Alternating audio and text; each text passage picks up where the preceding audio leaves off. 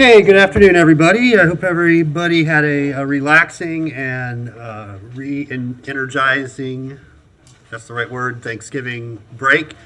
This meeting, as I think you all know, is a continuation of our regular city commission meeting on the Thursday before the break. And so those are the items that you see before us. This is a special meeting, so it's just what we had not covered at that meeting. We do, I think the commissioners at least saw two letters that were requests from applicants with items on our agenda to remove those items from our agenda to allow them a little bit more time and to work with the next commission and incoming mayor on when to agenda those items, whether that be on a future regular city commission meeting or a special meeting.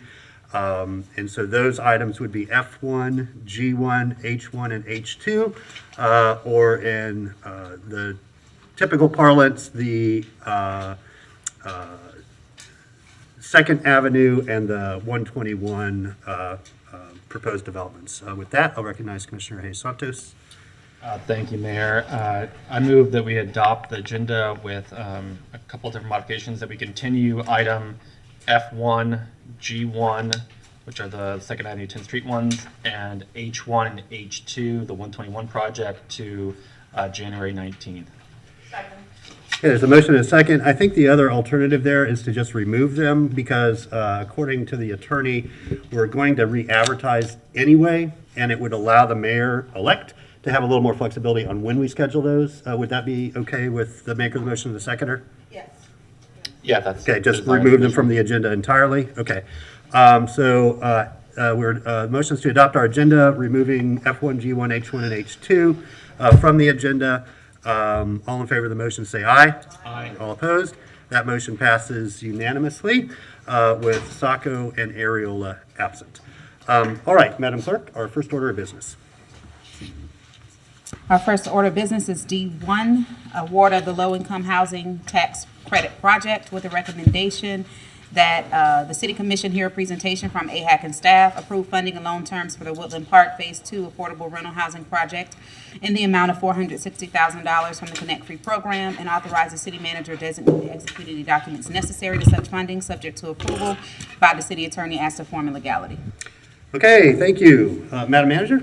Yes, Mr. Mayor, members of the commission, thank you. This is an item where staff will present asking for the approval of a $460,000 allocation. It's a recommendation from the Affordable Housing Advisory Council for Woodland Park. I believe it's Phase 2.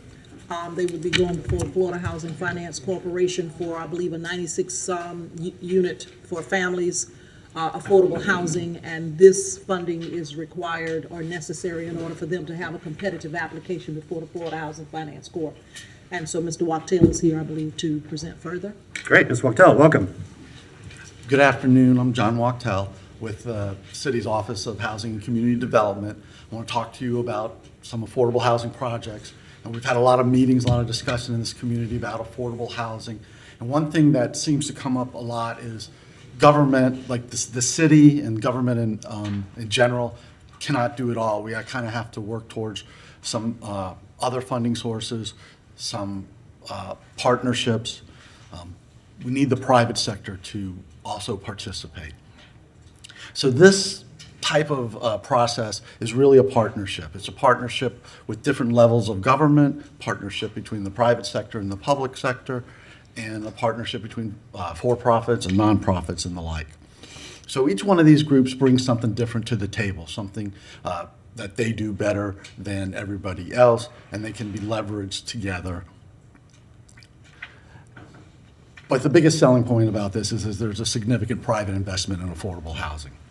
So just real quick, there's some local examples that this is to show you that this isn't a new process, that we've kind of gone through this before. And just real quick, I'll point out that the Arbors at Tumbling Creek on Southwest 13th Street they've gone through this process. It's an affordable senior rental, 64 units. They're 100% leased. They're all affordable units. The city investment in this was a $46,000 grant, and the private sector, the total project cost, what did I do wrong? Go slow. The total project cost on this was $13 million. All right.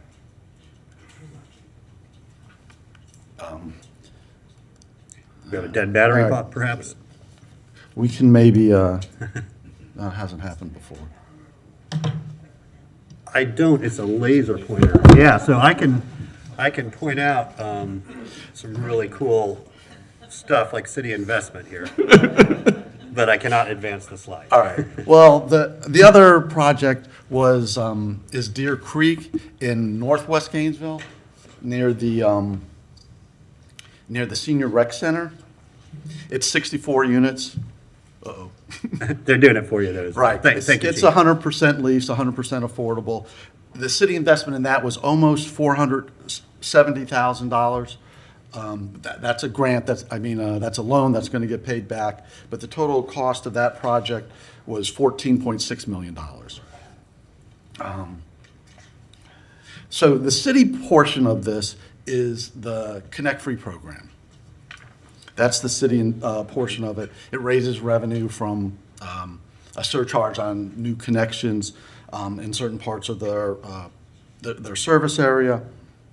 It's primarily used to subsidize new utility connections, but it specifically allows a portion of that revenue raised to go towards connections for affordable housing, and there is sufficient funding in the Connect Free program to go ahead and do that.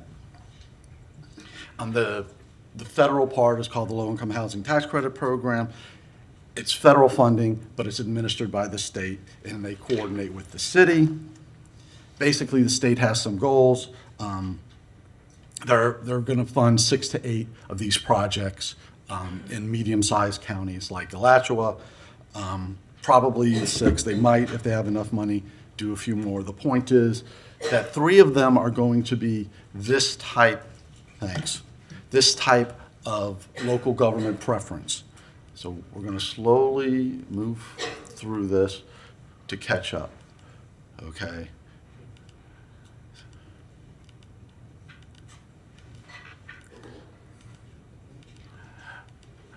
Right, so for medium-sized counties, they're going to pick 2 that are a specifically mapped area that in the state that meets specific criteria, and they're going to pick 1 that's near the Sunrail Transit Project near Tampa Bay, and they're going to pick 3 that are these local government area of opportunities, LGAO, and if they have enough money, they might try to do 1 or 2 additional ones.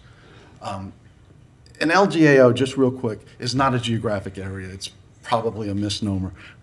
A lot of folks refer to it as a local preference, and that's what it is. It incentivizes a local financial commitment. In this case, it would be $460,000. That's the minimum. Can be structured as a loan, so it gets paid back, and it can be funded through the Connect Free program.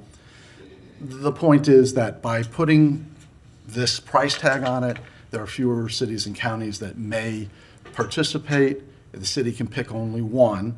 They can't just fund whatever the state picks. They pick only 1. There's going to be fewer applicants, and if we participate in this, there's basically better odds for this project and for the local government to be chosen by the state. And as I said, the state will pick 3. So the next steps would be, if you choose to fund 1 today, the applicant that you chose would have to send their application up to the state by the end of December. The schedule right now is for the state to make a decision by the end of January. Of course, it doesn't immediately come out of the ground. There's going to be several years of challenges and underwriting and construction and permitting and the like if it's approved, but at that point, we'd have an affordable housing project. If it's not approved, there's no loss on the city. It comes back to the Connect Free program. So today, what we'd like you to do is consider AHAC's recommendation. You can hear the project presentations if you'd like. You don't have to do that, but you can do that, and then make a funding decision. Staff's recommendation would be that you consider AHAC's recommendation and that you do choose to fund 1 project, and then authorize the city manager to execute any documents necessary for that to go through, subject to the city attorney approval. Now, typically, this would be where a member of the committee could give their recommendation and answer any questions about how they came up with that recommendation. For several reasons beyond our control, they're not here. You did get their recommendation in writing in your backup. If you would like, I can summarize that, or you can just go ahead and move forward. I'll let you decide how you want me to move forward, if you know, how you want to handle that. Sure, Mr. Wachtel. I think for the benefit of anybody following along, it would be helpful for you to summarize the recommendation, so anybody watching or going back and watching after the fact can see that. And also, without objection from the commission, I think a brief overview of both applications would be helpful. So maybe do the recommendation first, and then a brief presentation on both of the potential projects. Okay, first of all, the committee, first of all, there were two applications. One was Hawthorne Heights and one was Woodland Park Phase 2. And one thing the committee did feel is that they were both strong applications. They appreciated all the time and effort that went into both projects, or the development of both projects. The development of both applications. They felt either one would benefit the community. They thought that there were several factors that were particularly favorable for Woodland Park Phase 2. First of all, that site is locally owned and operated by the Gainesville Housing Authority. So as a owner and co-developer, any developer's fee, any money generated by the Gainesville Housing Authority goes back, stays local, and goes back into affordable housing projects. Also, the project's development team, largely by being local, has a lot of local experience. They know local contractors, local rules and regulations, local regulators. It's the second in a three-phase project that has been kind of a goal of the city to move forward on. This project involves not only an increase in affordable rental units, but some new affordable ownership projects. But they got to get through the second phase before they can get to the third phase. Also, there's resident services that are available. The committee liked the fact that the group, that the Housing Authority is already providing these services. There's not going to be ramping up or new services. There's going to be expansion of existing resident services. And these are things like job training, employment assistance, financial training, home ownership training, after-school programs, and the like. There's also, they like the location, the planned on-site amenities and the nearby amenities at this location. And basically, they like the fact that GHA has a waiting list. So, you know, there's demand for their product, it's demonstrated, you know, it's local. And those were, you know, most of the reasons why the committee stated that they preferred the Woodland Park Phase 2 over Hawthorne Heights. So we are going to, I believe we can, well, let's start off with Woodland Park Phase 2. They have a, they can give a PowerPoint presentation, right? Justin Corder is here, and so is Malcolm Kiner. I don't know who wants to start. Malcolm Kiner's with Gainesville Housing Authority. All right. I'm going to go, it should be loaded. I'll go double check real quick. Okay. Malcolm Kiner, GHA staff. So you have seen me a couple times before. For those watching at home, we have applied for the local government contribution for this project in 2020 and 2021, and now this is the third year, 2022.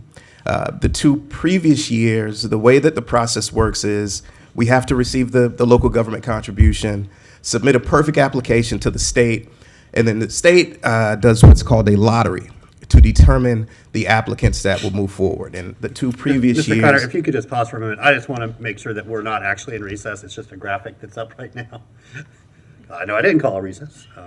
So let's just pause for a second, make sure that that's just a, they might have just pulled up the wrong tab.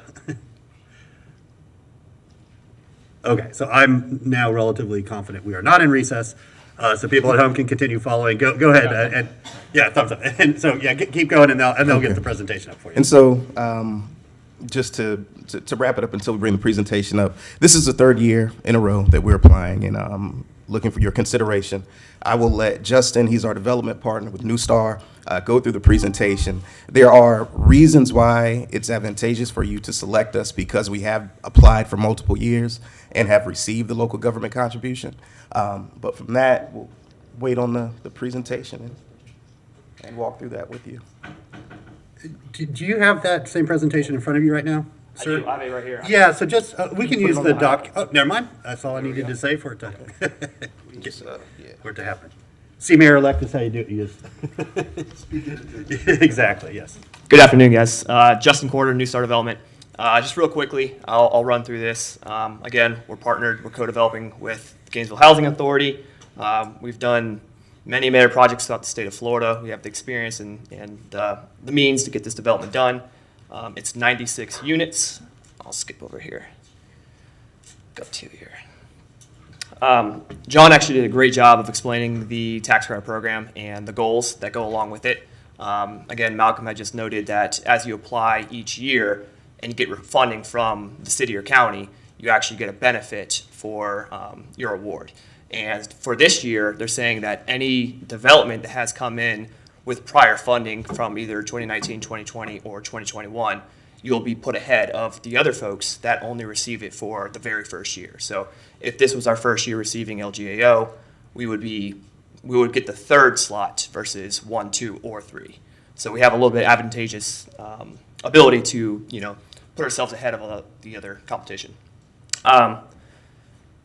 Location, it is located right next door to Woodland Park Phase 1. Again, we're going to demo 48 units that are currently duplexes on site.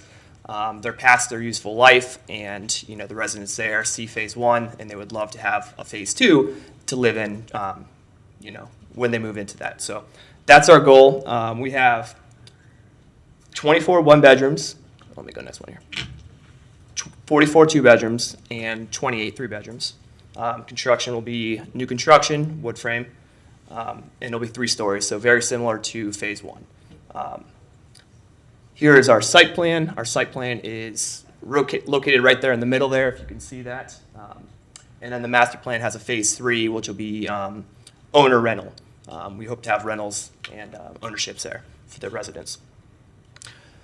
Here's our drawings. Again, very similar to Phase 1. If you've been out to the site and you've seen Sweetwater, that's exactly what we're looking for Phase 2.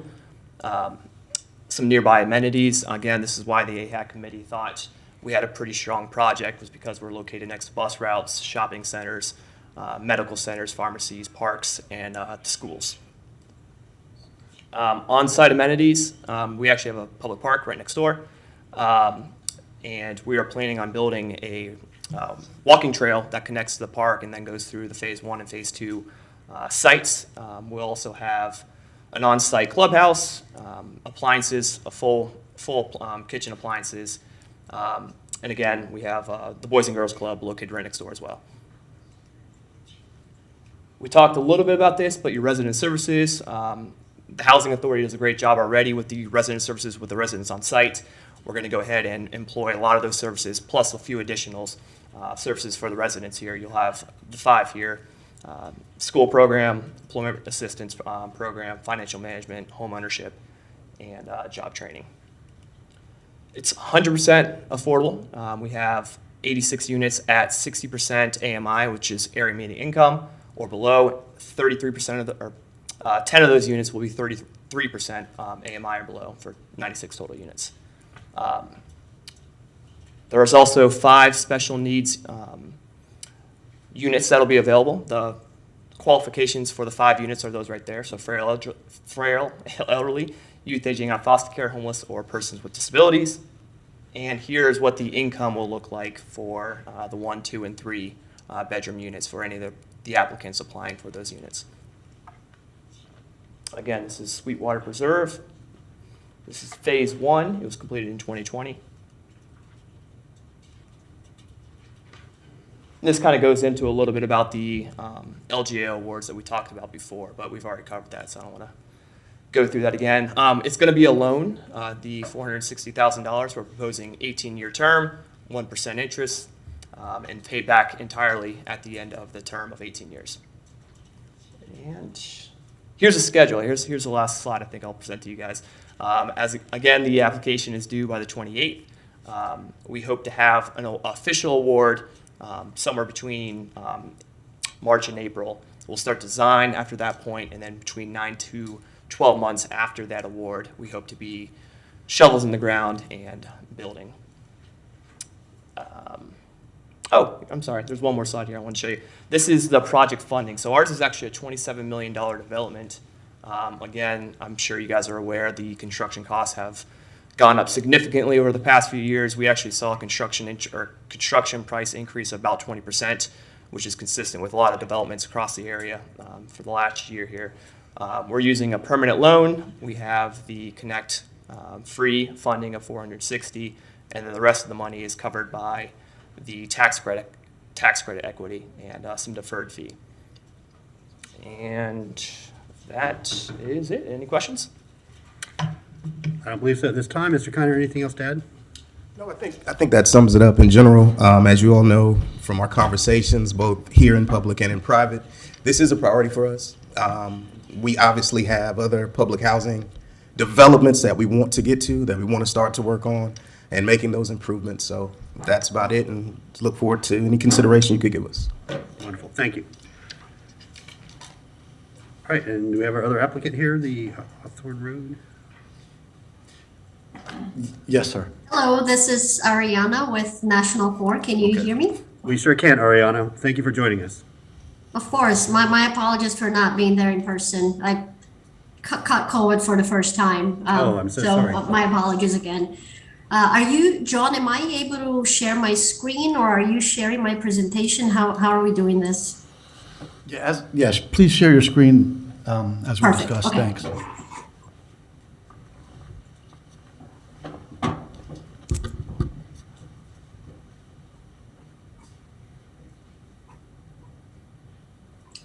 Everyone can see my screen? We sure can. Thank you.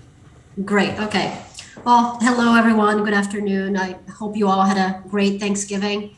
My name is Ariana Brendel. I'm the Vice President of Acquisitions for National Community Renaissance, and I am here today to present you our Hawthorne Heights project in the city of Gainesville.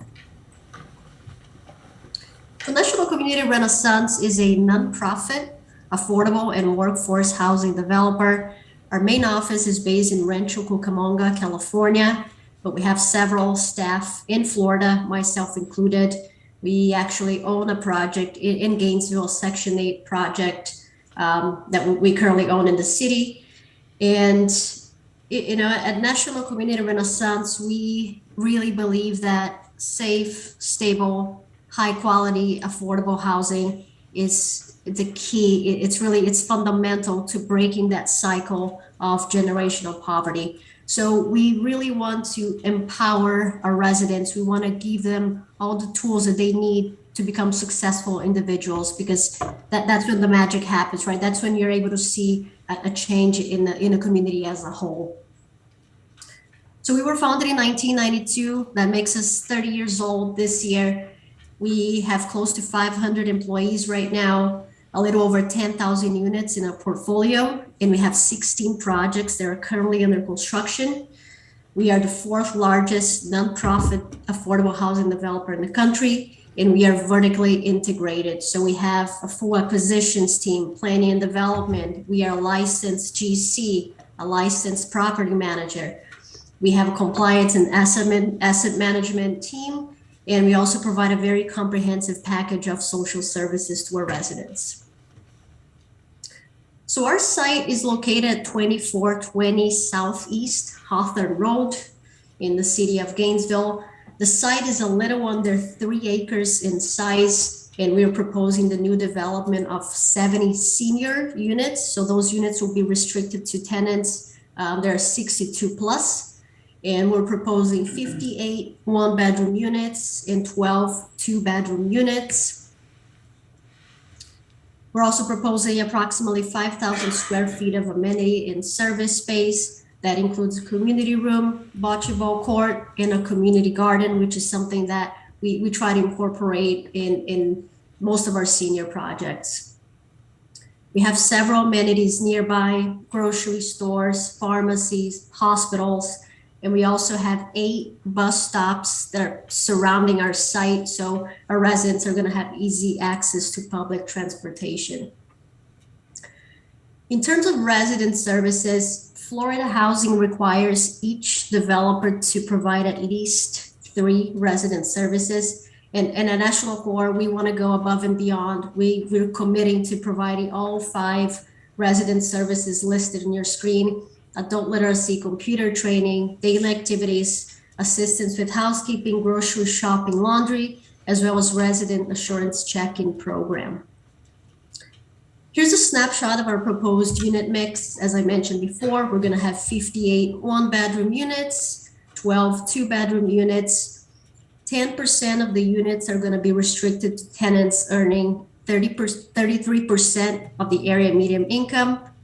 Half of those units are going to be set aside as special needs, and the remaining units are going to be all set aside as 60% AMI. Here's just it's a snapshot of our sources and uses at the time that we submitted our presentation to the city. So this is a little bit dated, but we are at around 21 million right now in total construction cost, and the contribution from the city of 460,000.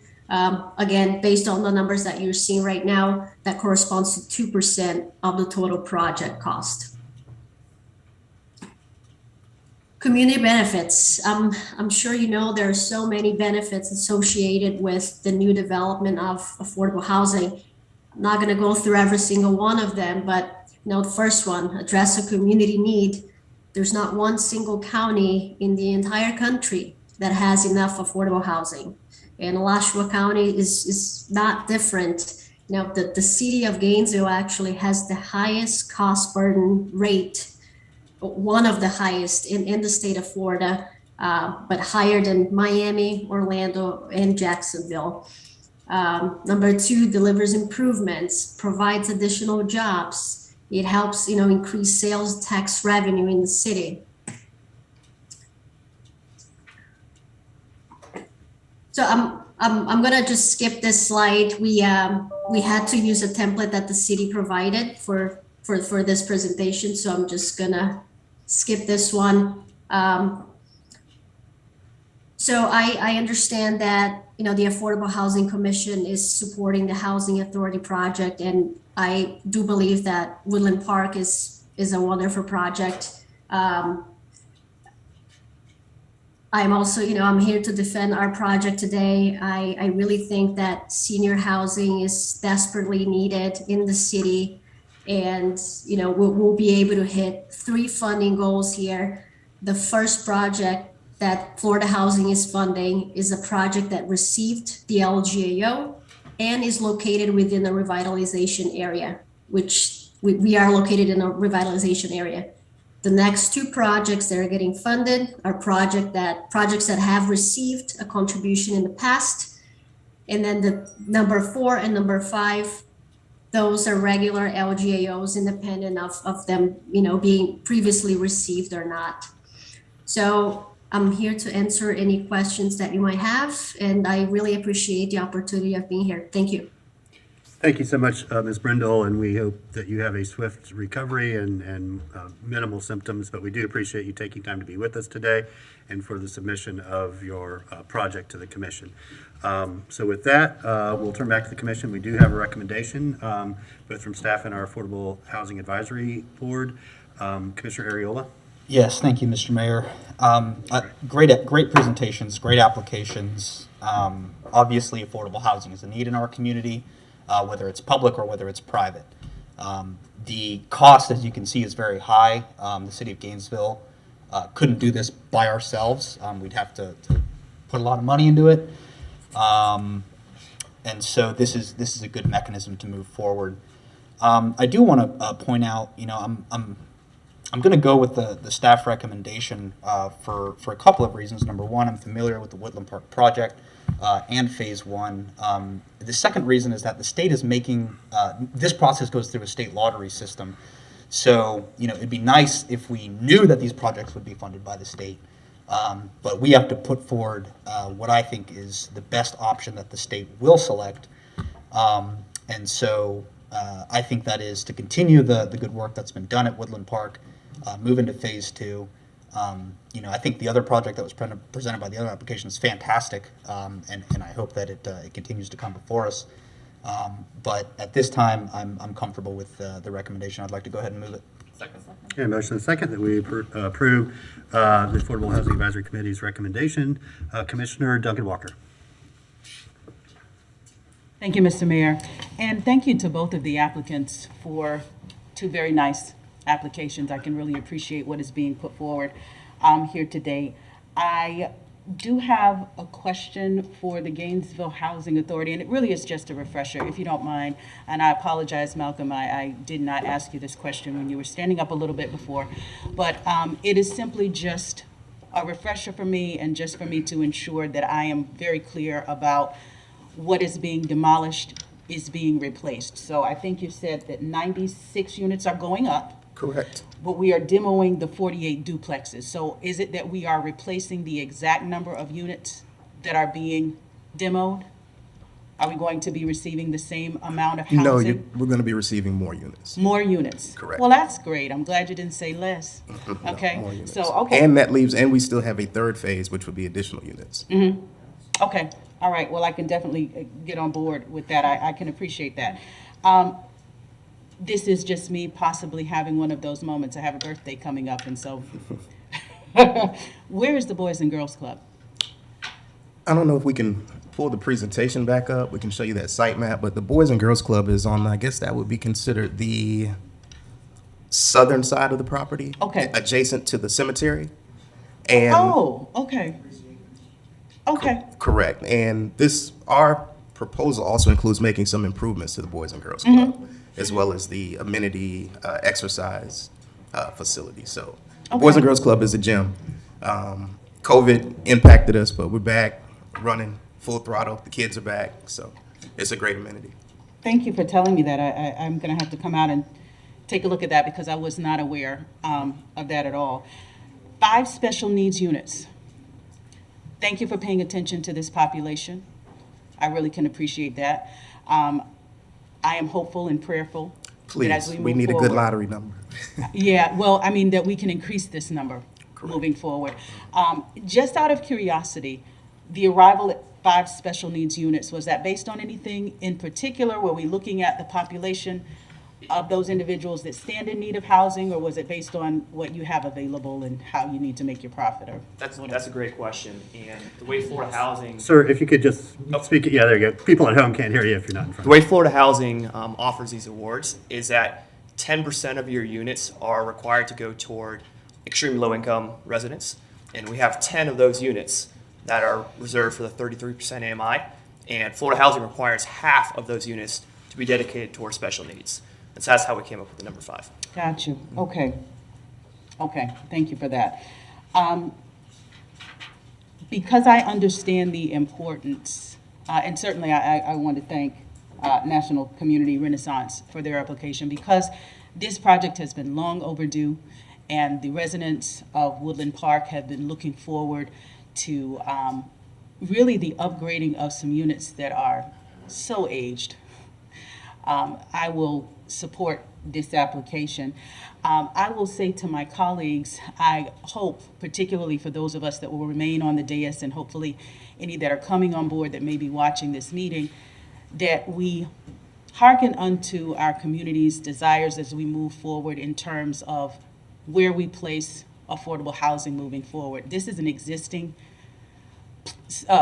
development, and so I will gladly support where it is. As we move forward, our constituents, myself, have deep concerns about the concentrations of these affordable housings. And so when we look towards the future, I certainly look forward to conversations about how we can make sure that we are able to place our residents who are in greatest need and most vulnerable closer to even more resources, but also that we make sure we're not concentrating affordable housing even more in the east side. We've heard just last night in a meeting that our constituents want us to be mindful of that, and we understand what the numbers and the statistics tell us about that. So that's just a word to my colleagues who are going to be here.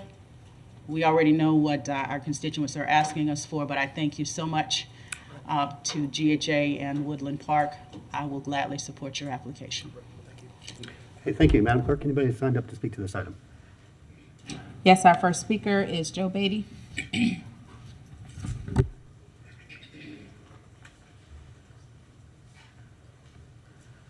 Good afternoon, everybody. I have a couple of comments first, and I'll try to thread them together, and questions. First of all, Mr. Kiner said something about discussions in public and in private. I wish that the private conversations to be disclosed. I think the public's business should be done in public, and that was a little bit concerning.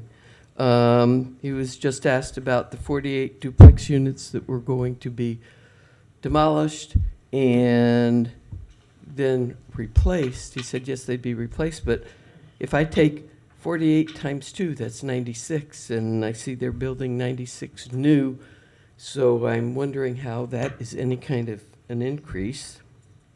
I would like to know, do you have a side-by-side comparison of what this is actually going, the two projects, what they're going to cost the citizens? I think I saw there's a 1% interest loan of $468,000, I think I remember. There's Connect Free services to the Housing Authority project, and I thought I saw something about 15 million plus of tax credit. So I didn't hear, I heard of in the second presentation, I heard that there was a $460,000 contribution to the city, and I think a mention of tax credit. I really would like, it'd be nice to see a real comparison of what this is going to cost city money. And my concern is city dollars going to projects like this, you know, if some of the money is better spent in other ways. And I'm not saying it is or it isn't, but I think you haven't given a fair comparison. Going back to this loan, I don't understand, is the city going into the banking business? I've seen a couple of things where we're going to fund projects. We've already given away Phalanx. We gave away a lot of money in that by doing some city financing. And now, you know, 1%, it's not a very good return on our money when we've got so many other uses and you're borrowing money, and we're in debt, so I've got concerns about that. I'd really like to hear this time maybe some conversation from some of you about some of these issues, not just thank you for your comments, but thank you for your time and your attention. It's good to see you all looking at me. Thank you. Thank you, Ms. Beatty. Madam Clerk? Our next speaker is Collie Blount.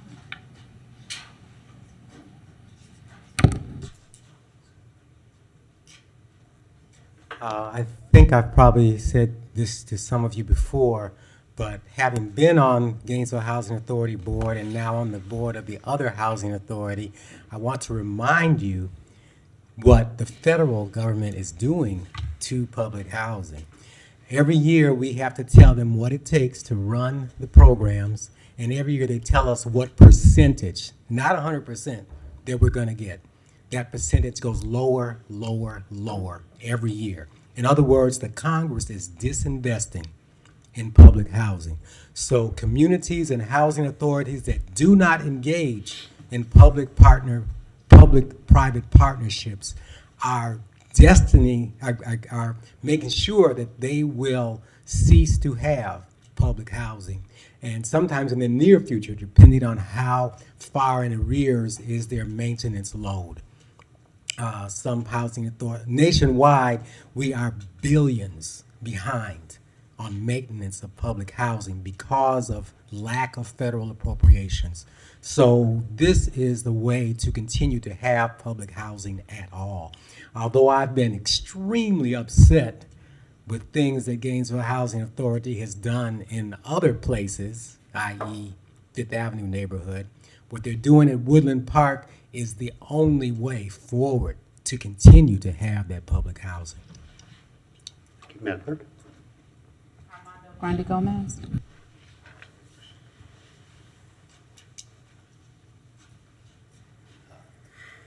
Thank you, Mr. Mayor.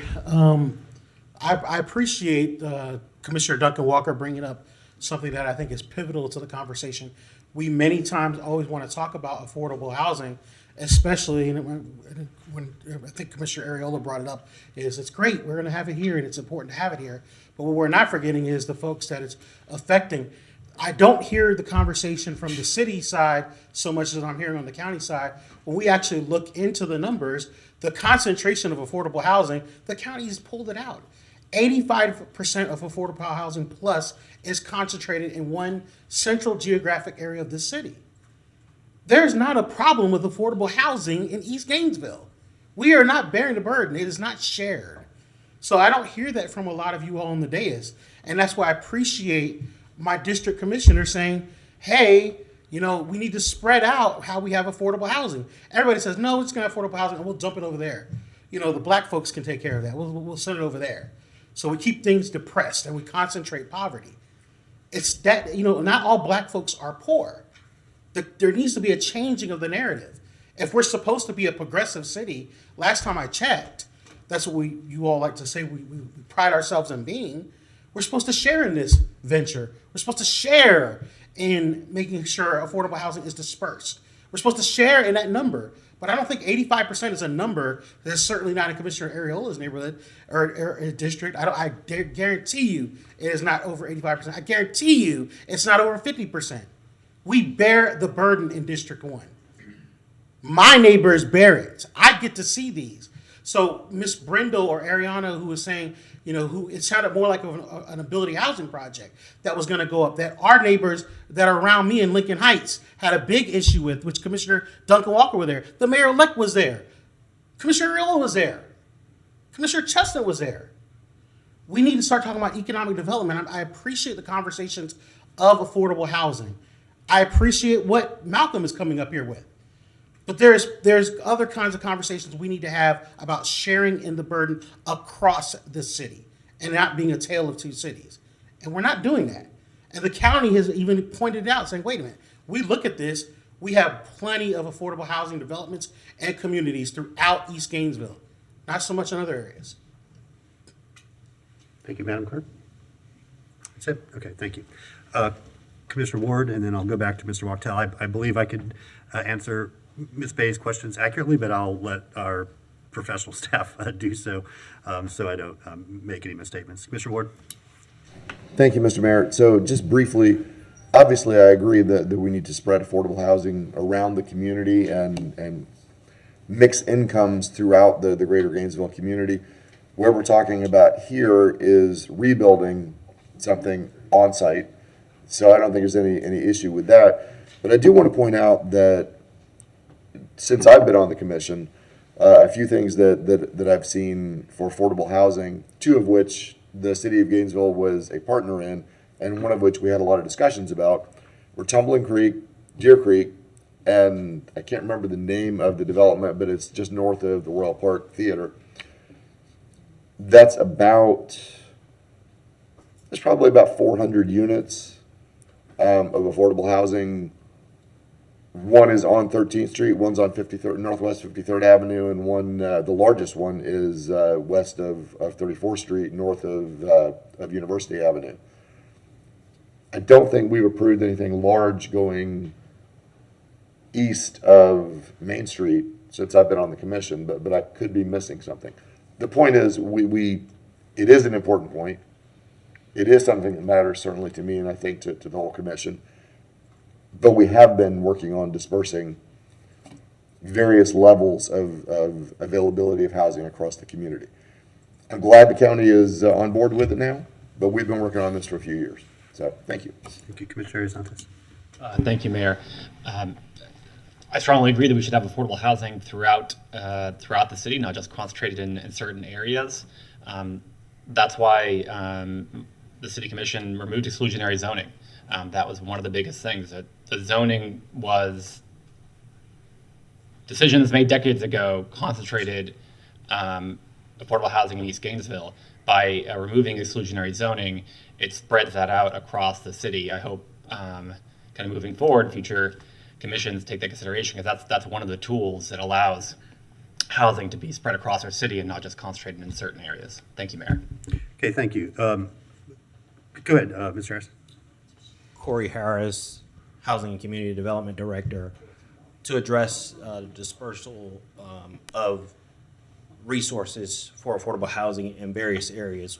We do have the ARPA money that's going to be coming available, and we'll be able to invest in diversifying our housing stock across multiple areas of the city. So just wanted to mention that. Appreciate that reminder. Mr. Mayor, if I might ask course. Mr. Harris to speak about the role of the Affordable Housing Advisory Council in terms of examining and being more detailed about the review of the applications that have come forth for recommendation. Yeah, so thank you, Ms. Curry. As Ms. Curry stated, that the Affordable Housing Advisory Committee, they're made up of citizens, and these are two projects that came before the group for funding. And understand this, that if we decide not to provide the investment, these projects won't move forward. And so it's not that in the event that these projects don't move forward, that means that there's no affordable housing in this round. One of the citizens spoke about the Connect Free funding. Understand that this is a loan, it's not a grant. And so with the investment of $460,000, you're bringing an investment into our community of more than $20 million for this particular project. Thank you. And I think both of you brought us back to our decision that's in front of us today. I think the issues that some of our neighbors and Commissioner Duncan Walker bring up are sort of larger, sort of general policy type discussions on how do we do that. And I think Mr. Harris has laid out a sort of path and framework for at least how we begin that. It's not a final, plan in any way, shape, or form, and no one has claimed it is, but at least it's a good start with the resources that we have.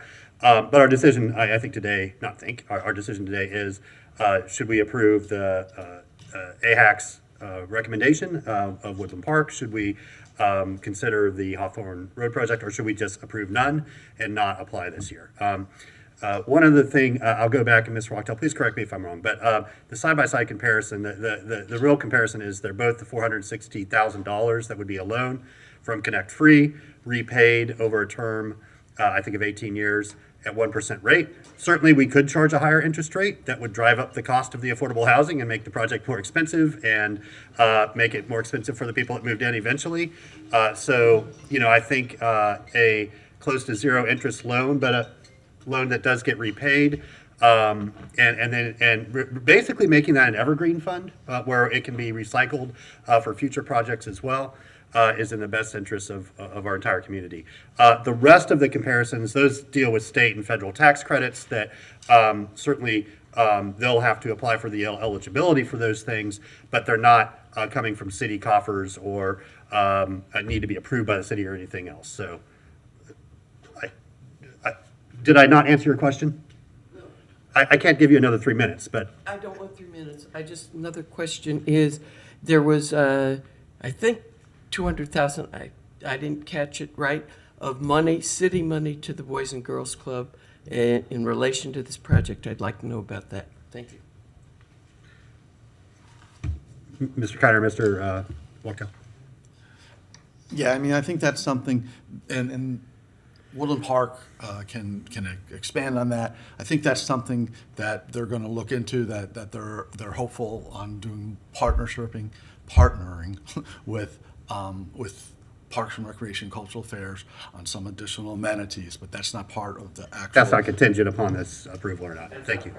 Thank you very much. All right, Madam Clerk, then I think we can, this is just a voice vote. All in favor of the motion, say aye. Aye. All opposed? Motion passes unanimously. Congratulations. Thank you for the applications. We look forward to seeing some dirt moved and some sticks going up. Yeah, invite everybody back, please, when we get to see the final property. Okay, we're on to second readings, Madam Clerk. Here we have the second reading of ordinance number 211417, quasi-judicial rezoning of 25.38 acres of property located west of I-75 and north of Southwest 8th Avenue. An ordinance of the City of Gainesville, Florida, amending the zoning map atlas by rezoning approximately 25.38 acres of property generally located west of I-75 and north of Southwest 8th Avenue is more specifically described in this ordinance from Alachua County multifamily residential and Alachua County manufactured mobile home park to urban 6, providing directions to the city manager, providing a severability clause, a repealing clause, and an effective date. Okay, thank you. Again, this is a second reading, so unless there's any questions, Commissioner A. Santos. Thank you, Mayor. I move ordinance 211417 on second reading by title only. Motion and a second that we approve the proposed ordinance. Madam Clerk, anybody sign up to speak to this?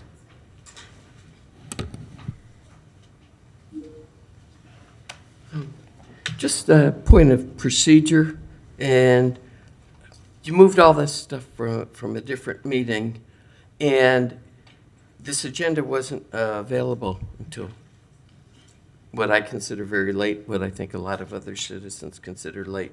I'd like to point out that the commission seems to be doing almost everything they can to confuse, waste the time of not only the citizens who are your employers, but I think perhaps some of your fellow commissioners. I would just point out that how you numbered on this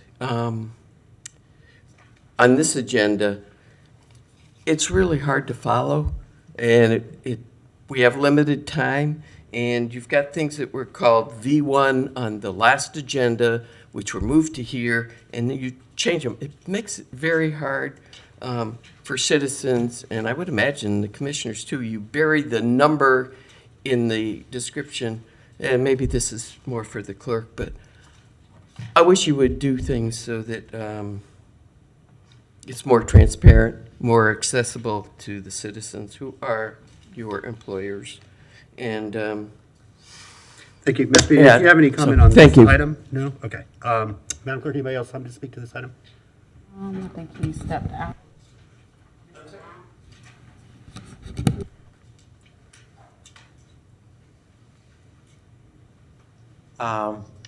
I don't know what's currently on that site, if it is yet to be developed. It looks like a potential of perhaps 100 units of housing. I hope that you're going to make sure that your AHAC and your housing manager make every effort to make sure that that housing includes mixed income housing, that there's an opportunity to spread affordable housing to another area. You need to start following up on these opportunities. All of your meetings end with pretty much passing through some rezonings, and I never hear attention to the future pattern of when those areas include housing. We need to start actively making sure that developers know we need affordable housing, that they should build it. Your housing department kept a set of incentives for affordable housing for years and ended up with basically zilch coming out of it. We did get Tiger Bay and Lewis Place, but because of that, you saw something called SADDA on your earlier presentations. DDA is difficult to develop area. It gets you an advantage in going for low-income housing tax credits, but those difficult to develop areas are such because they are already concentrations of poverty, food deserts, economic deserts. That's why you see Lewis Place and Tiger Bay in the worst possible places they could be. So we need to be careful about how these things compete for state and federal funding, where they get placed in our community, and start working these opportunities to disperse affordable housing. Okay, thank you. Anybody else, Madam Clerk? Okay, this particular property was annexed into the city, so whenever there is an annexation, it is incumbent upon the city to rezone that from county zoning to city zoning.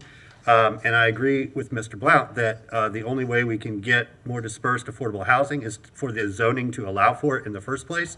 And so by changing this to urban 6 or U6, it does allow for greater flexibility in what type of housing can be built there. After that, it's up to the private property owner to choose what they want there. The city cannot insist.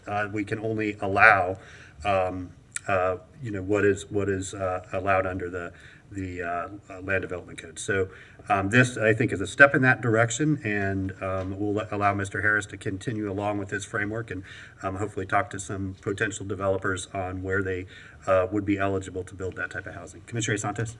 Thank you, Mayor. I do want to say that I think the inclusionary zoning ordinance, which would mandate affordable housing on projects over 10 units, I think is going to the plan board in December. Is that correct? So there is a change in the ordinance that would mandate on these types of projects. Thank you, Mayor. Thank you. Okay, so back to the commission. I'm sorry. Oh, Mr. Gomez, were you signed up to speak to E1, the rezoning? You're good? Okay. Then it's a roll call vote. Commissioner Ariola? Aye. Commissioner Chestnut? Aye. Commissioner Sacco is absent. Commissioner Duncan Walker? Aye. Commissioner Ward? Aye. Commissioner Hayes Santos? Aye. And Mayor Poe. Aye, that motion passes unanimously with Sacco absent. Next item, please. Second reading of ordinance number 2022-600, amending the City of Gainesville sexual offender and sexual predator ordinance, residency prohibition regarding applicability and geographic area. An ordinance of the City of Gainesville, Florida, amending section 17-33 to section 17-34 of the Code of Ordinances by amending the residency prohibition for persons convicted of certain sex offenses, providing a severability clause, a repealing clause, and an immediate effective date. Thank you. Commissioner Santos. Thank you, Mayor. I move ordinance 2022-600 on second reading by title only. Motion is second. Anybody signed up to speak to this? No? Okay, roll call vote. Commissioner Sacco is absent. Commissioner Hayes Santos? Aye. Commissioner Ward? Aye. Commissioner Ariola? Aye. Commissioner Chestnut? Aye. Commissioner Duncan Walker? Aye. And Mayor Poe. Aye, that motion passes unanimously. Sacco absent. Next item, please. Next item is the second reading of ordinance 211262, Land Development Code Amendments to Parking Regulations and Minimums. An ordinance of the City of Gainesville, Florida, amending section 30-7.5 and section 30-7.6 of the Land Development Code to eliminate parking minimums and to introduce language for structured parking requirements and mid-street parking for loading and unloading in urban zoning districts, providing directions to the codifier, providing a severability clause, a repealing clause, and an effective date. Thank you, Commissioner Santos.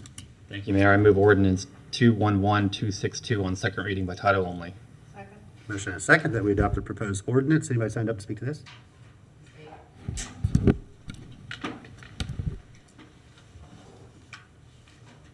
Do I understand correctly that this is, that this is citywide? Yes. Okay. So I really think that you're making a huge mistake. I know that your goal is to get rid of cars and have people walk all along. It's not practical. And I think there are many places that, it's shown to be with no minimums, or when a use comes in that's more intensive than what was already there for the parking does become a problem. And I think this is short-sighted. And I wish you'd vote against it. I know you won't, but those are my comments. Thank you. Thank you. Madam Clerk. Blount? Okay, thank you. This does not prohibit any parking from being built. It's not a parking maximum. But I think, I did a little investigation on my own on Black Friday and went out to our busiest shopping areas, and there were massive parking lots with no cars there on typically our busiest day of the year. And so it really is an outdated regulatory tool, and it will allow for more of the most valuable resource, the land, to be used for things that add value, like housing, like commercial, as opposed to an empty spot, that's just going to sit there and not add anything to the community. So I think this is a really positive move for our city. Commissioner Chestnut. I had concerns about the mid-street parking, and it asked staff to look into whether or not, how many accidents had occurred as a result of that type of parking. To my surprise, there were none. So I I appreciate that. And I too met with staff and looked at the various parking lots in town and the, I don't want to say, the wasted space that is there. I think that this helps the business owner in terms of better utilizing and providing the parking that they actually will need. So, thank you. Thank you. Okay, with that, we'll move to roll call vote. Commissioner Ward? Aye. Commissioner Chestnut? Commissioner Sacco is absent. Commissioner Duncan Walker is absent. Commissioner Ariola? Commissioner Hayes Santos? Aye. And Mayor Poe. All right, that motion passes unanimously with Duncan Walker and Sacco absent. All right, next item, please. Our next item is ordinance number 2022-617 on first reading. Revisions to Chapter 14.5 titled Miscellaneous Business Regulations of the City Code of Ordinances, adding Article 9, Fair Chance Hiring, and amending amending Chapter 2, Section 2-339 titled Applicable Codes and Ordinances, listing Article 9 of Chapter 14.5.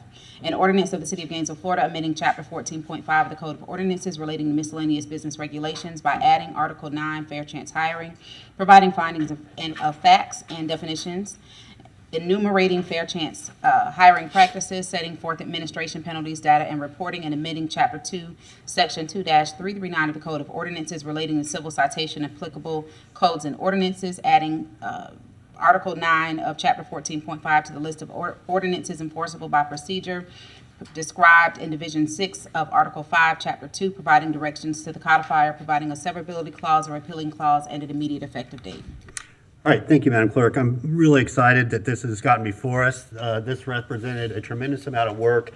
I want to thank the Chamber of Commerce for all of their help in working with our business community. I want to especially thank Community Spring and the fellows who worked with Community Spring to bring this before us, to do a lot of the work with the city on community engagement.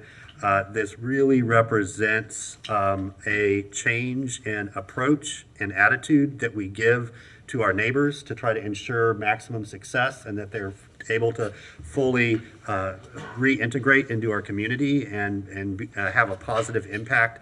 And so I just am thrilled that this is something that's coming before us for approval before a few of our terms are up anyway. Again, those two groups, Community Spring and the Chamber, thank you so much for your active participation in this. Commissioner Ariola? Thank you, Mr. Mayor. Ditto, and I'd like to move ordinance number 2022-617 on second reading by title. First reading? Yeah. Okay. We'll have second on the 15th. Second. First, a motion and a second. Second was Hayes Santos. Anybody sign up to speak to this? Ms. Beatty? Nope. Okay, back to the commission. Roll call vote. Commissioner Chestnut? Aye. Commissioner Hayes Santos? Aye. Commissioner Sacco is absent. Commissioner Ariola? Aye. Commissioner Ward? Aye. Commissioner Duncan Walker? Aye. And Mayor Poe. All right, that motion passes unanimously with Sacco absent. I believe we're on to our last item, Madam Clerk. Member comment? Okay, Commissioner Ariola. I just want to thank everyone for the work today, and as we get closer to December, the Sine Die ceremony is looming, and so y'all are going to get a little bit of graduation goggles from me in the last couple of weeks, because I'm very hopeful for the city, and the reason I hit my button is because I want to say today's meeting, today's conversations, the dialogue that I heard, that really, really gave me a lot of hope going forward. So let's keep it up. Let's y'all keep it up. And just because we're not going to be on this dais, doesn't mean we ain't going to be around to hear you. Thank you. I did want to bring up something. There's a action that I do think that we need to take today. It is, I think, been made clear to us that it is the intention of Commissioner Sacco to take a leave for the remainder of the calendar year until January 5th. She is our sitting pro tem. With me being out next week, and then we also have a very important audit committee meeting on December 13th. Is that correct, Ms. Bigby? And the Mayor Pro Tem is a member of that committee. I think it is important that we appoint a temporary pro tem to serve through the remainder of this commission's term, and then the commission, of course, will choose a new pro tem on January 5th at that meeting. I'm just going to put in my 2 cents. I'm happy to support whatever the majority of the commission wants to support, but I'm going to suggest that Mayor-elect Ward serve in that position for a couple reasons. One, that audit committee meeting, he has served on the audit committee. He knows the issues well, and it's really important, I think, to have somebody that's kind of been through that process to be at that meeting. And then the second is that we are assured that Commissioner Ward will be the only person not being nominated for Mayor Pro Tem on the 5th. and there's a third added bonus in that because, well, technically I am mayor until the new mayor raises their hand and takes their oath. But what this would allow is for Mayor-elect Ward to call that meeting to order and to chair that meeting as pro tem. And then when he takes his oath of office, he would just continue as mayor, and then the commission could appoint a pro tem at that time. So I think it's just the cleanest way, but to be honest, the most important thing for me is to have another commissioner at that audit committee meeting when we will get our final audit, and we've been looking forward to that for some time. And I think that having served on there before, Commissioner Ward or Mayor-elect Ward is well suited. Commissioner Ariola. Yes, thank you, Mr. Mayor. As someone who served as Mayor Pro Tem twice, I can tell you that it is one of the more humbling and honorific positions that get to be selected, and it should absolutely be a preparation position for leadership. It does bring me great joy to recommend that my colleague and former election adversary be selected as the next Mayor Pro Tempore, and I'd like that to be unanimous. Second. Motion and second to appoint Commissioner Ward as Mayor Pro Tem through the end of this term to on January 5th. We of course, nobody signed up to speak to this. Would anybody like to speak to this item? Okay, back to the commission. All in favor of the motion, say aye. Aye. All opposed? Motion. No, there was no lights on. Okay, on this item? No. Okay, so that motion passes unanimously. Commissioner Duncan Walker. Thank you, Mr. Mayor. Before we closed, I just simply wanted to say a thank you to all of my colleagues. I think a lot of times it gets lost in translation, the work that gets done and what it takes to actually do the work. And so as your colleague, I simply wanted to extend a thank you. I do also want to make a request. Last Thursday was one of the most difficult meetings that I've ever sat through, and I think that probably applies to everyone up here. It is not lost on me a series of things that I believe led up to that. It is not lost on me that we have a colleague who is now absent from us. I don't know all of the circumstances surrounding that absence, and I don't have to. I would say that I hope that Commissioner Sacco is in good health and that she is well. I sincerely wish those things. I'd like to make a request from you, my colleagues. Because what I would hope is that as we move forward, and I did this because I want to take this off, I would hope that as we move forward, we can secure a way to hold us accountable for the way that we interact with each other. Right now, things are just implied and silently expected.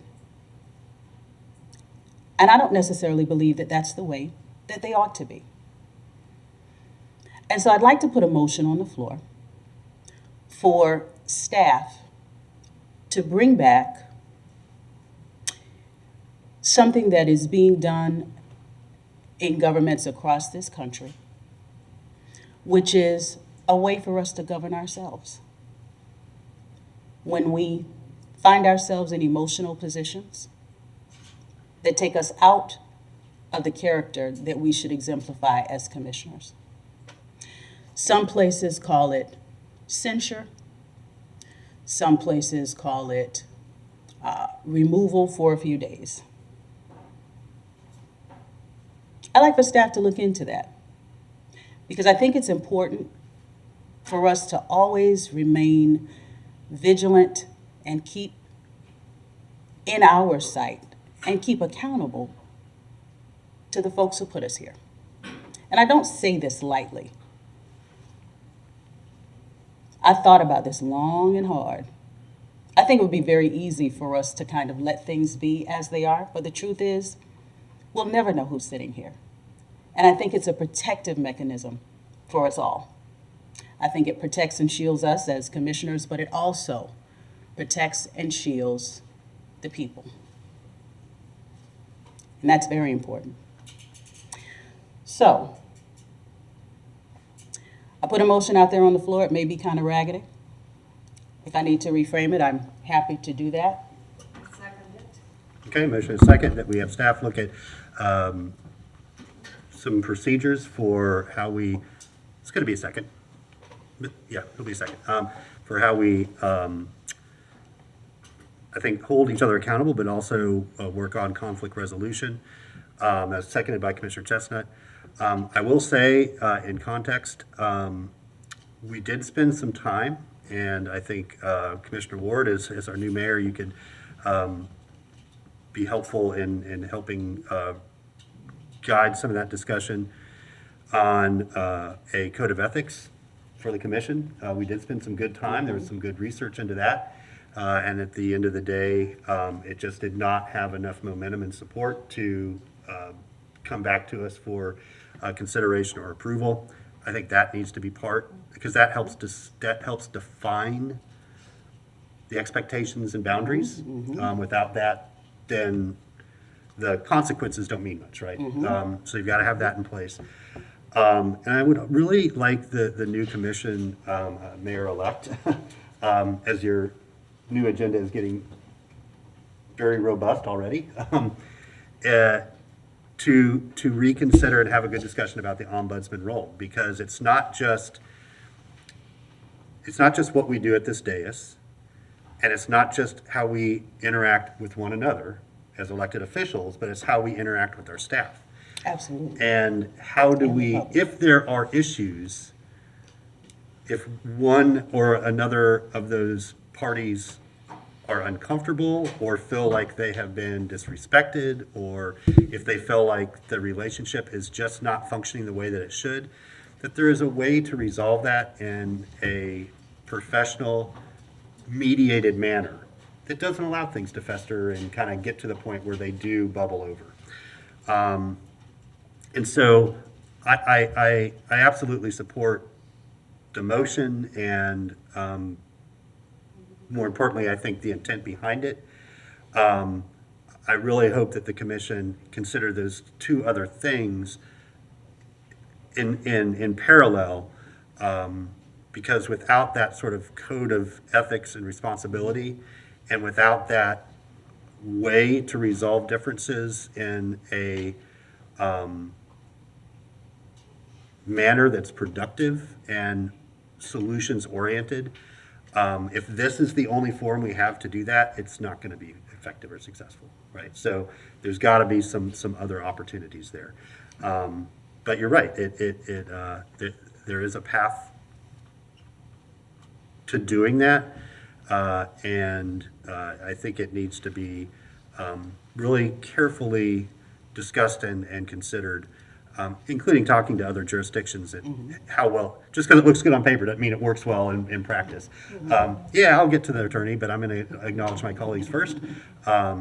But yeah, we want to make sure that whatever it does actually does have the intended outcomes as well. Start with Commissioner Ariola. Yeah, thank you, Mr. Mayor. The city charter outlines that the city commission is responsible for governing its own members.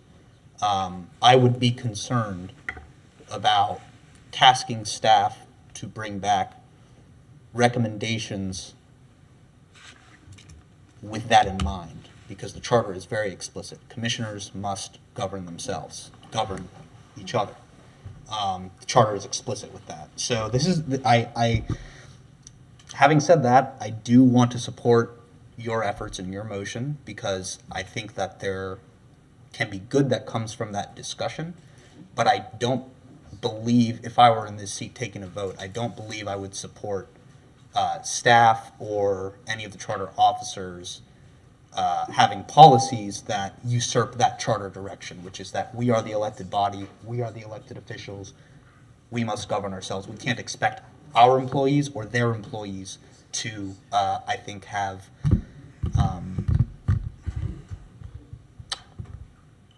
a policy that could potentially usurp that. I think that's why the charter is explicit. But I like the mood we're in today, so I'll go ahead and support the motion. Okay, Commissioner Board. Thank you, Mr. Mayor, and thank you, Commissioner Duncan Walker. I echo everything you said. I appreciate the way that you brought that forward, and I absolutely agree. Coincidentally, I've been talking with the manager and with the city clerk about working on putting a memo together to the new commission specifically about how we talk to each other and how we work with each other. And I'm hopeful that we can use an unfortunate series of events culminating this past Thursday, 2 Thursdays ago, into a better place and a better opportunity to work with each other for our neighbors.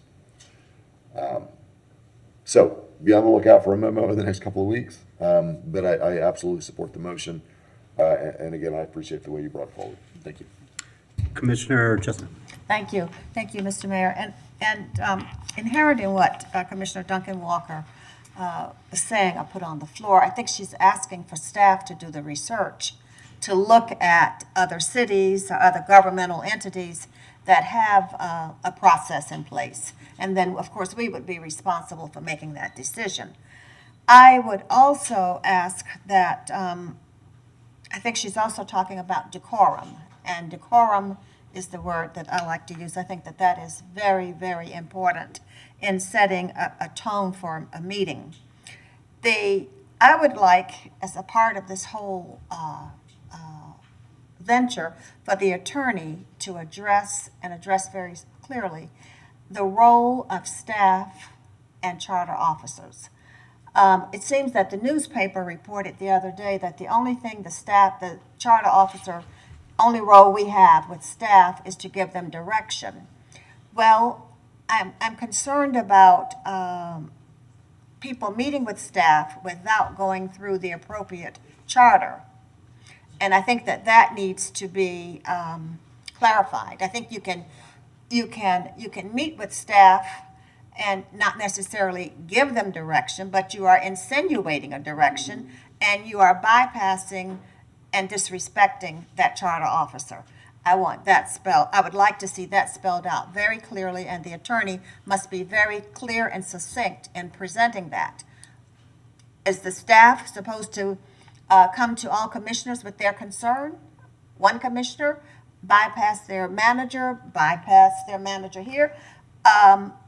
Let's get that clear and in writing so that the new commission starts out knowing exactly the role there. Yeah, and Thank you. I'll add that as we bring some folks that have never served before, I think that's really helpful in the orientation process of, how do you make requests? How do you, work with this large organization and your 6 other elected officials to be productive. That's really helpful. Commissioner Duncan Walker. Thank you, Mr. Mayor. I actually wanted to give way to Attorney Nee. I believe he had a statement that he wanted to make a little earlier. Sure. Mr. Mayor, and it's largely repetitive of what Commissioner Ariola had mentioned. Your charter does provide for that authority of the commission to determine its own rules of procedure and punish its own members for misconduct. It's broad in that respect, so it might just be that more guidelines are sought as to what specifically other municipalities do. I know the Florida League of Cities has an effort to promote civility amongst organizations and governments. Additionally, the Florida statutes has a section that deals with suspension and removal of board members for specific things. Both of those are provided and available under the control of the body, of the commission, in order to police the conduct of your members. I guess that would be my question, is are we seeking some more specific guidance as to what other places are doing? Does the commission want an option of having tighter guide rails, things such as that? Yes, I would say in my idea of this, that is exactly what I'm talking about. I've done just a little bit of research in the few days that I've had to do it, and I've taken a look at different cities in this state as well as in other places, and many of them do employ a code of ethics, as you're suggesting, Mr. Mayor, and tighter guardrails, and that's exactly what I'm looking for. I'd like to see some comparisons of what they look like in other places, particularly with commissions that look like ours in terms of the number of commissioners, et cetera. But that is exactly what I'm looking for, Attorney Neal. Okay, thank you. Good. Yeah, just a quick aside because of what was just said. I do just want to remind the viewing public that we are still governed by the Florida Board of Ethics. It isn't as though there are no we have to take our trainings every year, every elected official in the state. So I just want to be very clear that that is still state law. Right. Okay, thank you. Do you have a motion on the floor? I will invite members of the public up to speak to the motion. Go ahead, Ms. Beatty. Wait, yeah, this wasn't on the agenda, so we'll take them in order. I'd like to thank Commissioner Duncan Walker for broaching this subject. It's certainly been a problem for a long time. There are others sitting up there right now who have disrespected citizens over time, multiple times, ignored rules. You did away with the rules as a commission. I think it's really important, as it was said, and as I actually said in my citizen comment last week, when I pointed out that part that you were supposed to govern yourselves. One of the problems in the whole city, and this just as one example, is you have very few policies and procedures for how things are done. And when one asks for the policies and procedures, I have an issue with GRU at the moment, and when I ask for the policies and procedures on estimating a bill or putting somebody on the demand rate, one of the answers I got was, I got the procedures and they aren't being followed. And then when I asked about the demand rate, I was told, well, I went to my boss and he's been around for 20 years and he told me this is the way they've been doing it. You can't do that. I can give you multiple issues over the past 15 years. That's part of what's kept me involved. You don't have the structure. I've said before you go out creating all these new programs and spending all this money and stuff, you need to shore up the foundation. This is part of the foundation, and that you haven't been policing yourselves and things have degraded. You have one candidate, well, there were at least two of us that were talking about civility and the conduct of these meetings during the election. And Mr. Book, that was certainly first and foremost on his procedure. So to do this, yes, I have a problem. Commissioner Ward said he's been talking with the city manager and the clerk.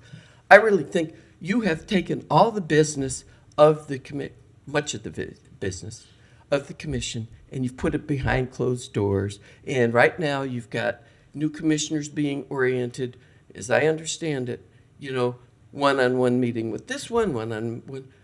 Let's have the city manager meet with all the new commissioners on TV so we can see what you're all told and what the expectancies are.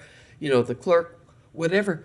Do these things open in the public. And I'm going to be here, for those of you that are still going to be here when we're talking about hiring people and doing a search, I'm going to be here and I'm going to keep telling you, you need to do everything in the open, not one-on-one with the potential candidate, not one-on-one with the search firm. Thank you. And this is a problem of your own making. I'm glad this step is being taken. Thank you. Yeah, thank you so much. Mr. Carney Gomez. Thank you, Mr. Mayor. I'm a little disappointed. I was expecting some candor here. We have 3 black women up on this dais. 3 black women. And we have a lot of anti-blackness on this dais. And that happened last week. We also had some anti-Semitic 2 weeks ago. That's a Jewish woman. And I'm not going to sit here and pretend maybe Desmond Duncan Walker and apparently Commissioner Chestnut are a lot nicer than I would have expected anybody else to be. But for anybody to use a term, see you next Tuesday, calling another black woman or any person, see you next Tuesday, just put the letters together, see you, and go from there. See you next Tuesday. To call a woman that. To allegedly possibly shove one of their colleagues. To allegedly go back there and cry. You know, there's a famous thing, Mr. Mayor. It happened a few years ago. Remember the orange guy that used to be the president? Possibly might be the president again, hopefully not. But Roseanne Barr came on TV and she said, I took Ambien and it made me say racial pejoratives and slurs. And this pharmaceutical, Ambien, said, that's not one of the side effects of Ambien is using racial slurs and pejoratives. I hate to tell you, Mr. Mayor, you know, before Commissioner Chestnut, there's a lady sitting right there. Her name was Gail Johnson. She asked you, she said, when are you going to do something about that? Well, this wasn't the first time. She's used pejoratives and slurs, and you said, I didn't hear them. You heard it you heard it 2 Thursdays ago. We all heard it. To tell somebody to die. She's used pejoratives toward black people before, and you didn't hear them. Commissioner Ariola, I didn't hear it. No problem here, folks.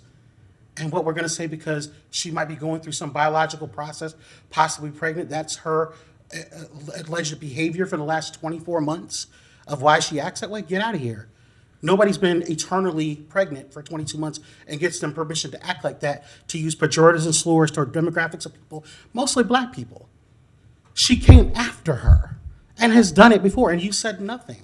But you all went back there to coddle one person and not to do the people's business. You stopped the people's business when she clearly disrespected your manager, and one of the staff came up here and said, I didn't seek Commissioner Sacco out.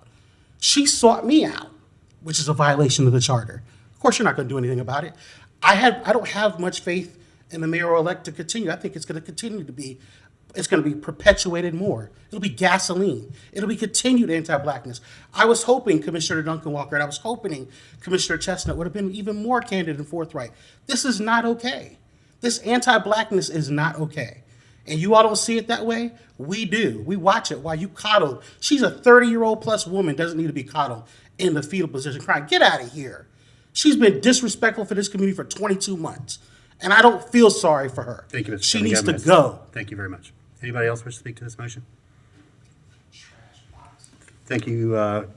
Close public comment. Commissioner Chestnut. Mr. Mayor, there was another concern that I had last week during this whole debacle, and that was cultural sensitivity of staff.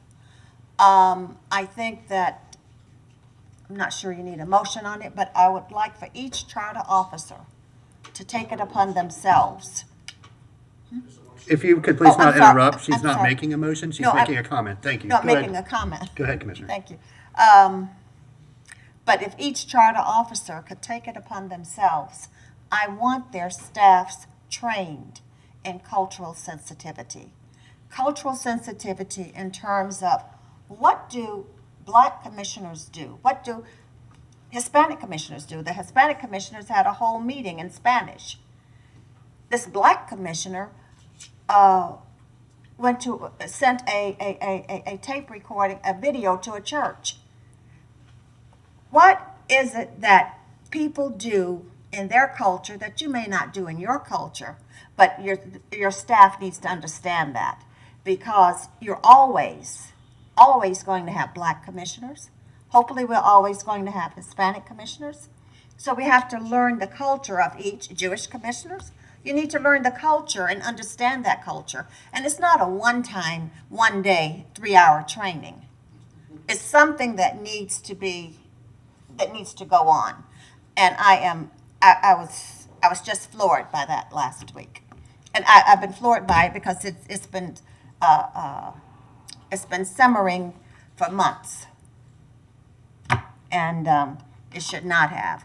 And then, so I wanted to correct something. The reason I could not go to the church myself to make the presentation, it was because I had the AHAC meeting that night, and I had to go to that one. So, cultural sensitivity is something that we need training in here in this city.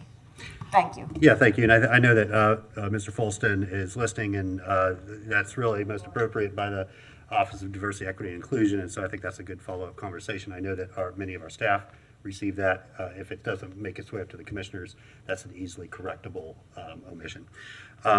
Okay, so we do have this motion on the floor. All in favor of the motion, say aye. Aye. All opposed? Motion passes unanimously. Anything else? Okay, then we are adjourned. See everybody on Thursday.